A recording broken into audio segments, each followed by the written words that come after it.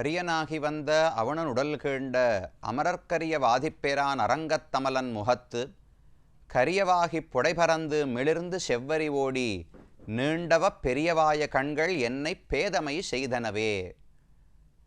திருப்பாணாழ்வார் திருவரங்கத்தில் இருக்கும் அரங்கநாதனை பாதம் தொடங்கி அவருடைய திருமுடி வரை ஒவ்வொரு அங்கமாக அனுபவித்து வருணித்தார்.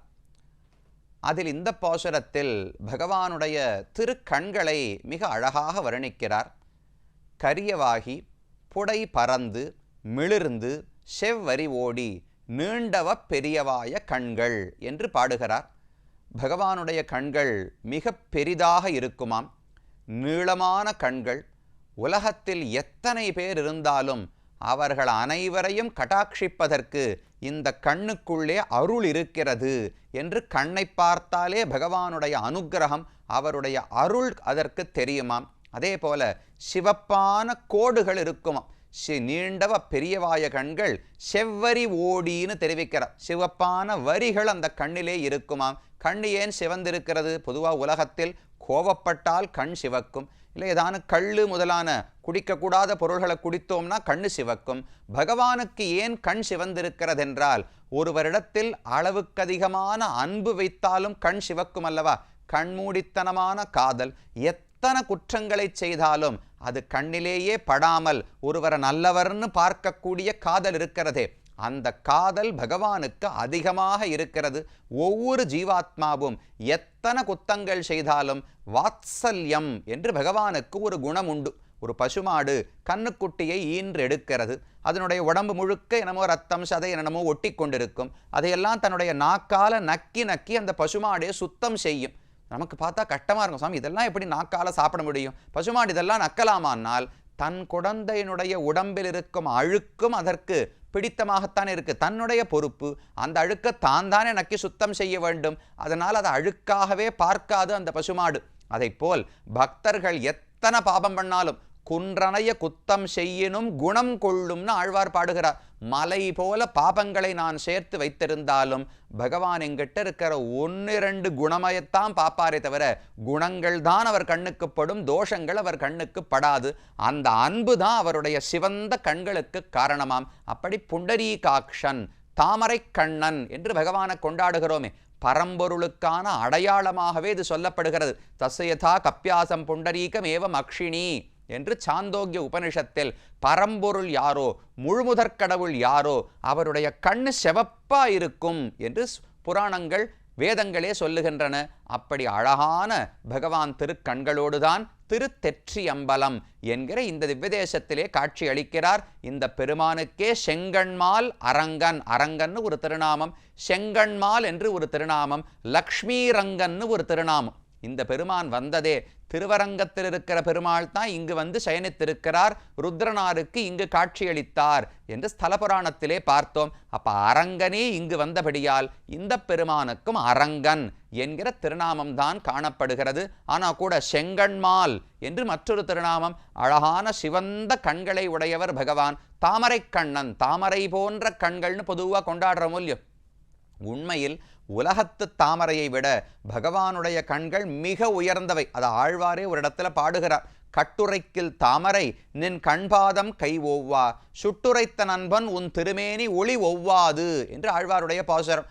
உலகத்தில் கவிஞர்கள் எல்லாம் பாடும்போது தாமரை போன்ற கண்கள் பகவானுக்கு, தங்கம் போன்ற திருமேனி பகவானுக்கு என்று பாடுகிறார்கள். ஆனால் இதெல்லாம் சரியான எடுத்துக்காட்டே கிடையாது. உலகத்து தங்கத்துக்கு குறைந்த ஒளி தான் உண்டு. பகவானுடைய திருமேனிக்கு எவ்வளவு ஒளி இருக்கிறது! அவனுடைய தஸ்ய பாசா சர்வமிதம் விபாத்தின்னு உபனிஷத் சொல்றது. சூரியன், சந்திரன், நெருப்பு இவர்களெல்லாம் ஒளி விடுவதே பகவானுடைய ஒளியை பிச்சை எடுத்து வாங்கி கொண்டுதானாம். அவ்வளவு திருமேனி ஒளி பகவானுக்கு உண்டு. ஆனால் தங்கத்தை போல ஒளின்னு சொல்றோம், தாமரை போன்ற கண்ணுன்னு சொல்றோம்.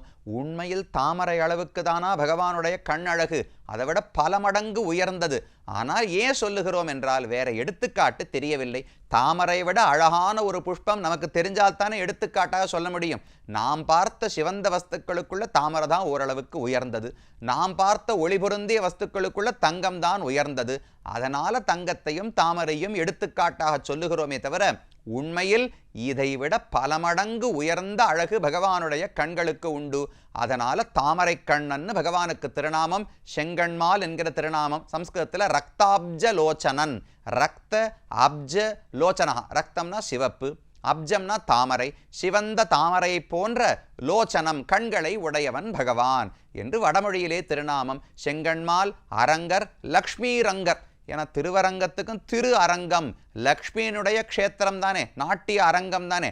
அப்ப இங்கு பகவான் வந்தபோதும் பிராட்டியோடு சேர்ந்தே வந்திருக்கிறார். அதனால லக்ஷ்மி ரங்கன் என்றும் இந்த பெருமானுக்கு திருநாமம் உண்டு. ரொம்ப அழகான வடிவம். திருவரங்கத்திலிருந்து வந்தார்னு சொன்னால் அதே போல வடிவம் தான் இருக்கணும்.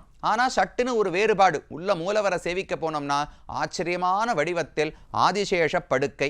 அதில் பகவான் நீண்ட திருமேனியோடு சயனித்து கொண்டிருக்கிறார். நேர வானத்தை பார்த்தது போல பகவானுடைய சயனம். ஒரு கையை தன்னுடைய தலைக்கருகிலே அணையாக வைத்திருக்கிறார், மற்றொரு கையை திருவடியை நோக்கி நீட்டி இருக்கிறார். இதுவரைக்கும் தான் திருவரங்கத்தை போல இருக்க. இந்த பெருமானுக்கு அதிகப்படியா 2 கை இருக்கு. சயன திருக்கோலத்திலேயே 4 புஜங்களோடு இந்த பெருமான் சேவை சாதிக்கிறார். கீழே திரு இந்தளூர் சேவித்தோமே, வீரசயனம், சங்க சக்கரங்களை பிடித்து கொண்டே பகவான் சயன திருக்கோலத்திலே காட்சி அளித்தார். அதே போல இந்த ஊரிலும் 4 தோள்களோடு பகவான் சயன திருக்கோலத்தில் இருக்கிறார். ரங்கநாதனாகவே சேவை சாதிக்கிறார். இவர் மூலவர். அவருக்கு பின்னால், அவர் முதுகுக்கு பின்னால் ஸ்ரீதேவி பூதேவி 2 நாச்சிமார்களையும் சேவித்துக் கொள்ளலாம். அவர்கள் ஒரு கையில் தாமரையை பிடித்து கொண்டு மற்றொரு கையாலே தங்கள் திருவடிகளை காட்டிக்கொண்டு 2 பேரும் காட்சி அளிக்கிறார்கள். இது மூலவர்களை முதலில் சேவித்துக் கொண்டோம். அதற்கு பிறகு உற்சவமூர்த்தியை சேவிக்க வந்தோம்னால் அவர் நின்ற திருக்கோலத்தில் வலக்கையிலே அபயஹஸ்தம், இடக்கையிலே கதாஹஸ்தம், மேல 2 சங்க சக்கரங்களை பிடிச்சிருக்கார். செங்கண்மால் தாமரை கண்ணன் என்கிற பெயரோடு பகவான் காட்சி அளிக்கிறார். உபய நாச்சிமார்கள் தனிக்கோவில் செங்கமலவல்லி நாச்சியார் என்று பிராட்டிக்கு தனிக்கோவில் நாச்சியாருக்கு திருநாமம். இவர் கமல செங்கண்மால், கண்ணு தாமரை போல் இருக்கு. பிராட்டிக்கு எல்லாமே தாமரை தான். அவள் அமர்ந்திருப்பதும் தாமரை, அவருக்கு குடையும் தாமரை, கையில் பிடிச்சிருக்கிறதும் தாமரை, அவள் திருமேனியே தாமரை போன்றது. இப்படி எல்லா விதத்திலும் தாமரையை ஒப்பானவளாக, தாமரையை உடையவளாக இருக்கிறாள் இல்லையோ. அப்ப செங்கமல வல்லி, சிவந்த கமலத்தை உடையவளாக பிராட்டி இருக்கிறார். சிவந்த கமலத்தை போன்ற கண்ணுடையவனாக பகவான் இருக்கிறார். அப்ப என்ன புரிஞ்சுக்கணும்? செங்கமல வல்லின்னு சொன்னால் தாமரையை உடையவள்னு உலகத்து தாமரையை மட்டும் வச்சுக்கூடாது. தாமரைன்னு சொன்னா பகவானுடைய கண் ஒரு தாமரை, பகவானுடைய கை ஒரு தாமரை, பகவானுடைய திருவடி ஒரு தாமரையா? அப்ப அந்த தாமரையை பிராட்டி தன் வசத்தில் வைத்திருக்கிறாளாம். பகவானுடைய கட்டாட்சம் யார் பேரில் பட வேண்டும்? பிராட்டி தான் முடிவு பண்றா. பகவான் யாருக்கு அபயம் அளிக்க வேண்டும் கையாலே? பிராட்டி தான் முடிவு பண்றா. தன் திருவடியை யாருக்கு நீட்ட வேண்டும்? பிராட்டி தானே முடிவு பண்றா. அப்ப பகவானுடைய கையும் காலும் அவனுடைய கண்களும் பிராட்டிக்கு அதீனம் தானே. அதனாலேயே செங்கமலவல்லின்னு கூட சொல்லலாம். அந்த அளவுக்கு பெருமானையே ஆள்பவளாக, ஆசை மனைவியாக, மகிழ்ச்சியாக பிராட்டி இருக்கிறாள். அவள் அமர்ந்த திருக்கோலத்தில் ஒரு கையிலே அபயஹஸ்தம், மற்றொரு கையிலே வரதஹஸ்தம், தன் திருவடிகளை காட்டிக்கொண்டு ரொம்ப அழகாக பிராட்டியும் காட்சி அளிக்கிறார். அப்ப மூலவர் சயன திருக்கோலம், பின்னாடி ஸ்ரீதேவி பூதேவி நாச்சிமார்கள். உற்சவர் நின்ற திருக்கோலம், ஸ்ரீதேவி பூதேவி நாச்சிமார்களோடு தனியா அமர்ந்த திருக்கோலத்தில் செங்கமலவல்லி தாயார். இவர்கள் தான் இந்த கோவிலிலே எழுந்தருளி இருக்கிறார்கள். இந்த ஊர் தீர்த்தம் சூரிய புஷ்கரணி. முன்னாடியே கதையை பார்த்தோமே, ராகுவுக்கு பயந்து சூரியன் வந்து இங்கு ஒளிர்ந்து கொண்டார். அவருக்கு அபயமளித்தார் பகவான். அதனால சூரிய புஷ்கரணி என்று பெயர் காணப்படுகிறது. விமானம் வேத விமானம், ஸ்ருதி விமானம் என்று சொல்லப்படுகிறது. வேதம் தான் இந்த சனாதன தர்மத்துக்கே அடிப்படையான நூல். நாம் என்ன செய்ய வேண்டும், தர்மம் என்றால் என்ன, எப்படி வாழ்க்கையை அமைத்து கொள்ள வேண்டும், அறம் பொருள் இன்பம் வீடு எந்த பயன் வேண்டுமானாலும் அதை அடைவதற்கான வழியை வேதம்தான் காட்டி கொடுக்கிறது. நம் ஒவ்வொருவரிடத்திலும் அவ்வளவு அக்கறையோடு நமக்கு என்னென்ன பயன்களில் ஆசை இருக்குமோ அதை அனைத்தையும் அடைவதற்கான வழியை வேதம்தானே காட்டி கொடுக்கிறது.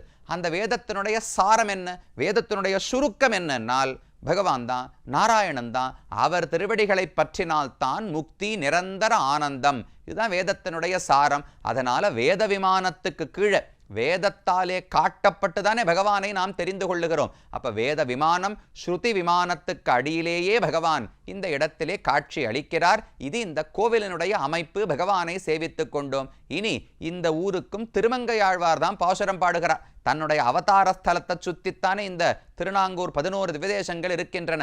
அதில் பெரிய திருமொழியில் இந்த திவ்யதேசத்தை பற்றியும் 10 பாசுரங்கள் பாடியிருக்கிறார். மாற்றரசர் மணிமுடையும் திரளும் தேசும் மற்றவர்தம் காதலிமார் குழையும் தந்தைகால் தளையும் உடன் கடல வந்து தோன்றி கதனாகம் காத்தளித்த கண்ணர் கண்டீர் நாற்றிதழ் கொள் அரவிந்தம் நுழைந்த பள்ளத்து இளம் கமுகின் முதுபாளை பகுவாய் நண்டின் சேற்றளையில் வெண்முக்தும் சிந்தும் நாங்கூர் திருத்தெற்றி அம்பலத்து என் செங்கண்மாலே. நேர பெயர் திருத்தெற்றி அம்பலம் ஊருக்கு பெயர். அதில் இருக்கக்கூடிய பெருமான் யார்? என் செங்கண்மால். யாரோ தெய்வம் பரதெய்வம் முழுமுதற் கடவுள் நினைக்காதீங்கோ. நமக்காக வந்திருக்கார். நம்ம ஒவ்வொருத்தருக்காகவும் பகவான் வந்திருக்கிறார். அப்ப எவ்வளவு உரிமையோடு பாடுறார் பாருங்க. என் செங்கண்மால், எனக்கு அனுகிரகிப்பதற்காகத்தான் அந்த கண்ணே இருக்கு. எனக்கு அபயமளிப்பதற்காகத்தான் அந்த கையே இருக்கு. என்னை திருவடி சேற்றுக்கொள்வதற்காகத்தான் திருவடிகளே இருக்கின்றன. அப்ப செங்கண்மால் நமக்கானவர் என்று ஆழ்வாருடைய பாசுரம். அவர் எப்படிப்பட்டவர்? இவர்தான் கண்ணனாக அவதரித்தார். மாற்றரசர் மணிமுடியும் திரளும் தேசம். யாரெல்லாம் விரோதி ராஜாக்களோ அவர்களுடைய கிரீட்டம் என்ன, அவர்களுடைய திரள் சக்தி என்ன, அனைத்தும் அழியும்படிக்கு அவர்தம் காதலிமார் குழையும். அவர்களுடைய மனைவிமார்கள் என்னென்ன ஆபரணங்கள் வைத்திருந்தார்களோ அது அனைத்தையும் இழந்தார்கள். எல்லாம் கண்ணனுக்கு சொத்தாகிவிட்டது. அதுக்கு மேலே தந்தை கால் தளையும் உடன்கடல வந்து தோன்றி. அதே சமயம் எந்த க்ஷணத்தில் விரோதி அரசர்களுடைய செல்வமெல்லாம் பறிக்கப்பட்டதோ அதே சமயத்தில் வசுதேவர் காலில் இருந்த சங்கிலி கழண்டு அவிழ்ந்து விழுந்ததோ இல்லையோ, தந்தை காலில் விலங்கர வந்து தோன்றிய தோன்றல்னு ஆழ்வாருடைய பாசுரம். தன் பக்தர்களுக்கு விலங்குகள் கட்டப்பட்டிருந்தால் அவை அருந்து விழுகின்றன. விரோதிகளுக்கு என்ன செல்வம் இருந்தாலும் அது பறிக்கப்படுகிறது. பகவானுடைய அவதாரத்தினுடைய தத்துவம் இவ்வளவுதானே. பரித்ராணாய சாதுனாம் விநாசாயச்ச துஷ்கிருதாம். ரெண்டையும் ஆழ்வார் சேர்த்தார். தந்தை கால் தளையும் உடன் கடல. தந்தை காலில் தலை அவிழ்ந்தது. விரோதிகளுடைய மணிமுடி, அவர்கள் சொத்து பத்து திறமை அனைத்தும் அழிந்து போயிற்று.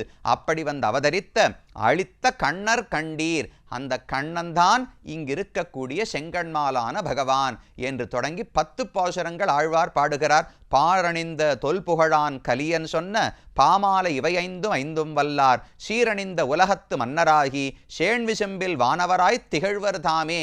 இந்த 10 பாசுரத்தையும் கற்று பகவானுக்கு முன்னால் என்ன ஓதினோம் என்றால் இந்த உலகத்திலையும் பெரிய மன்னவராக ஆகிவிடலாமாம். அடுத்தது வைகுந்தத்தையும் அடைந்து அங்கும் ஆனந்தமாக பகவானை தரிசிக்கலாம் என்று ஆழ்வார் தெரிவிக்கிறார். இந்த ஊரின் பெருமையை பிள்ளை பெருமாள் ஐயங்கார் 108 திருப்பதி அந்தாதியில சொல்றார். சென்றது காலம் திரை நரை மூப்பான இனி என்று கொல் சாவு அறியோம் என் நெஞ்சே கண்ணால் உருத்தெற்றி அம்பலத்தை ஓர் விளவின் வீழ்த்தான் திருத்தெற்றி அம்பலத்தை சேர். ரொம்ப அழகா மனசுக்கு உபதேசம் பண்றார். சென்றது காலம், ரொம்ப வயசாயிடுத்து, இன்னும் எவ்வளவு நாள் இருக்க போறோம் தெரியாது. திரை நரை மூப்பான இனி என்ன வந்துடுத்து? திரை தோலெல்லாம் சுருங்க ஆரம்பிச்சிடுத்து. நரை தலைமுடியெல்லாம் வெளுப்பாக ஆக தொடங்கிவிட்டது. மூப்பு வியாதிகள் வரத் தொடங்கிவிட்டன. திரை நிறை நரை மூப்பு ஆன இனி என்றுகொல் சாவு அறியோம். என்னைக்கு சாவு வரப்போகிறதுன்னு தெரியாது. ரொம்ப நாள் இருப்போம்னு நம்பிக்கை இல்லை. விரைவில் நமக்கு காலம் முடிய போகிறது. ரொம்ப நாள் வீணாக கழித்து விட்டோம். அப்ப என்ன பண்ணலாம் நெஞ்சே? இப்ப என்ன செய்யலாம்னு கேட்கிறாயா? கன்றால் உருத்து எற்றி அம்பலத்தை ஓர் விளவின் வீழ்த்தான். ரொம்ப அழகான வார்த்தைப்பாடு. திருத்தெற்றி அம்பலம்னு இருக்கும் இல்லையோ, அதே வார்த்தையை வேற மாதிரி பிரிக்கிறார். உருத்தெற்றி அம்பலத்தை. பலம் அம்பலம் அப்படின்னா கோவில்னு அர்த்தம் பார்த்தோமா? இப்ப இவர் சொல்றார் அம்னா அழகிய, பலம்னா பழம். ஒரு நாவல், ஒரு அழகான விளாம்பழ வடிவத்தில் ஒரு அரக்கன் வந்தான், கன்று வடிவத்தில் ஒரு அரக்கன் வந்தான். கண்ணன் இந்த கன்றை சுழற்றி மேலே இருக்கிற அரக்கன் மேலே போட்டு 2 பேருக்கும் பிராணன் போயிடுத்து. அந்த கண்ணன் உறையக்கூடிய கோயில் திருத்தெற்றி அம்பலத்தை சேர். அந்த ஊரை போய் சேவி, அந்த ஊரை தரிசித்து வாழ். அங்கே பகவானை தரிசித்தாய் என்றால் நமக்கு மூப்பு பிணி நரை துறை இது எந்த கவலையும் வேண்டாம். அவன் தாள்களே நமக்கு வைகுந்தத்தையே நல்கும் என்று இந்த ஊர் பெருமையை சொல்லுகிறார். நாமும் சயன திருக்கோலத்தில் ரொம்ப நாள் ஆச்சு சயன பெருமாளை சேவித்து. திருஇந்தளூர் சேவிச்சோம். கடைசியா மறுபடியும் நினைவில் சயன திருக்கோலத்தோடு பகவான் வந்தார். இனி தொடர்ந்து திருநாங்கூர் திவ்யதேசங்களை தரிசிப்போம்.